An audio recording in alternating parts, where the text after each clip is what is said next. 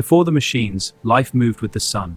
Work was human-scaled, rooted in the seasons and skill. But beneath the calm, a slow pressure was building. They flocked to crowded cities, becoming a new kind of resource, a workforce for the coming age. And then the machine awakens. A new power, not of muscle, but of steam and iron. This is the story of that trade, the soul given for speed, the health traded for wealth. It begins in the mills, where the future of humanity was first woven from cotton and suffering. Time became a tyrant. The factory whistle dictated waking, eating, sleeping, the death of natural rhythm. Inside, the noise was a physical force, a wall of sound that separated you from your own thoughts. Lungs filled with cotton dust, a brown lung that would slowly, silently steal their breath. But the most chilling price was paid by the smallest hands, the children, sacrificed for profit. Here we see the trappers, alone in the dark for hours, opening doors for the coal carts. They feared the darkness, but they feared the silence more. It meant the carts had stopped. In the glassworks, boys faced a different hell, the blistering, unforgiving heat of the furnaces. They worked long hours in extreme heat, breathing thick dust inside dangerous factory conditions. For this, they earned pennies. But for society, it created a generation broken before it could stand. Accidents were common. Fingers lost to machines. Lives ended by a moment's... Back to work, clean this up. In the mines, it was worse. Explosions, cave-ins, and gas that could kill with a single breath. The cities grew fat on this labor, becoming monuments to wealth built on a foundation of pain. For the rich, new pleasures, department stores. And these silks, what is it? For the poor, the pleasure was a crowded tenement, where disease and despair were constant companions. Waste piled in the streets. Rivers became open sewers, breeding grounds for cholera and typhoid. The air itself turned against them. The sky became a permanent, choking twilight of smog. This was progress. This was the price of becoming the workshop of the world. Voices began to rise.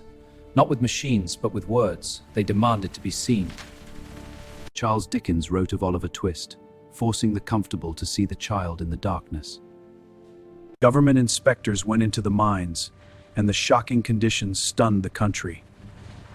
Slowly, the first laws appeared. A 10-hour day, a minimum age. The state began to push back.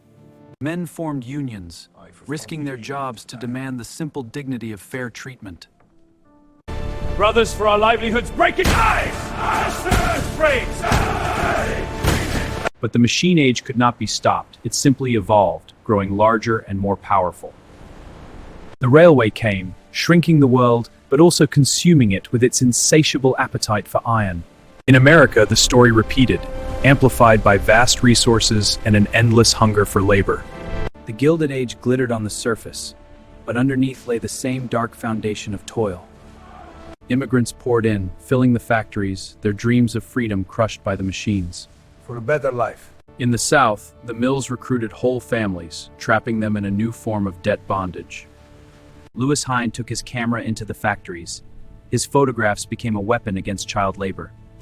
The public could no longer look away. The face of a child demanded a better world. And so the 20th century dawned. The worst abuses began to be curbed, but the machine's grip held. A new terror emerged, the assembly line. Man became a cog in a process he could not control. Human waste, a government film called it. The cost of progress measured in broken bodies and minds. Then, the Great War showed the ultimate destination of industrial power, industrial slaughter. The factories fed the trenches. The logic of efficiency was now applied to killing. New technologies slowly reshaped daily life, opening doors to comfort, speed, and connection. But the dark side merely mutated. Pollution went global. Inequality found new forms. Profits are soaring. The factories moved, seeking the cheapest labor, recreating the 19th century in new lands. We fill our lives with cheap goods, not asking who made them or at what cost. The planet itself is now the factory floor, and the waste is in our air, our water, our bodies. We have mastered the machine, but we have not yet mastered ourselves. But past survival doesn't guarantee future. The challenges now are global, interconnected, and unlike anything we've faced. Climate change, pandemics, AI, These are not local problems. They are planetary feedback loops. Past performance is not indicative of future results. This time, the rules of a game have changed. Pessimism is not weakness. It is the clear-eyed realism required to see the precipice we stand upon. Hope, true hope, is not blind optimism. It is the honesty to face the danger and choose to act. Perhaps the future depends not on technology but on wisdom, on whether humanity finally grows up enough to save itself. What kind of people will you be? The question hangs in the air, unanswered, urgent. The tools are not the answer.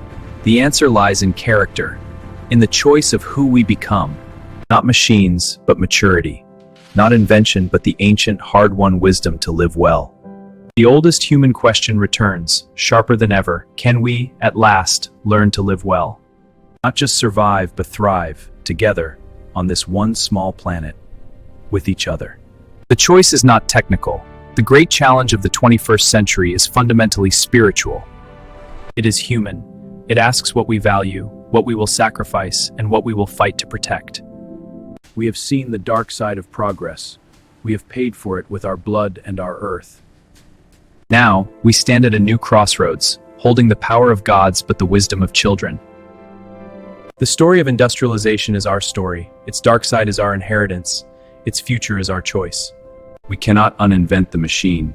We cannot go back to a world before progress. We can decide, consciously, what progress means. We can redefine its purpose. Is progress more stuff, or is it more life, more connection, more justice, more beauty? The machines will do what machines do. The question is, what will we do as human beings? The dark side of progress is real, but it does not have to be the whole story. The future is not written, it is built, by us, now, with wisdom or without it.